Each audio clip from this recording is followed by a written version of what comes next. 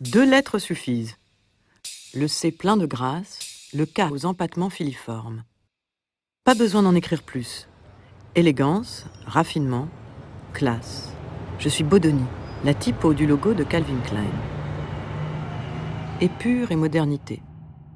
Et pourtant, j'ai 250 ans. Je suis une révolution. 1787. La société change. L'imprimerie fait sa révolution. La presse à un coup vient d'être inventée. La machine à papier continu ne va pas tarder à apparaître. Et grâce à elle, on voit naître le projet encyclopédique, la presse quotidienne, les pamphlets, brochures, tracts et même les premières affiches publicitaires. La société change. La typographie fait sa révolution. Petit à petit, on cherche à se dégager de la reproduction de l'écriture calligraphique pour trouver un alphabet purement typographique. Aux 4 coins de l'Europe, plusieurs très grands typographes semblent poussés par un même élan, chacun influençant les autres. Fournier puis les Didot à Paris, Baskerville à Londres, Bodoni à Parme en Italie.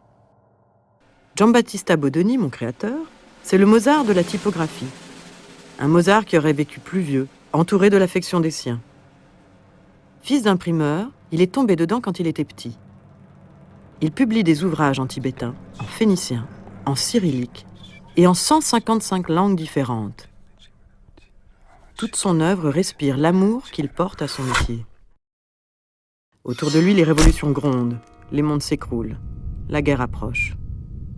Bodoni travaille imperturbablement, régularité, grâce, simplicité. Pour la première fois, l'alphabet est pensé comme une unité.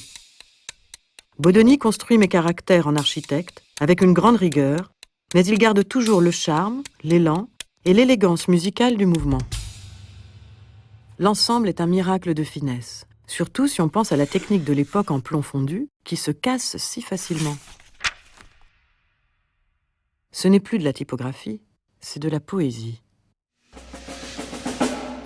Aujourd'hui, j'inspire le lettrage de tous ceux qui fixent sur papier glacé les canons du beau et du raffinement dans le monde entier.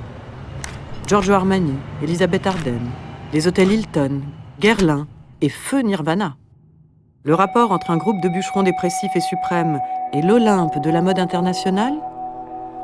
L'élégance est avant tout une forme de l'esprit.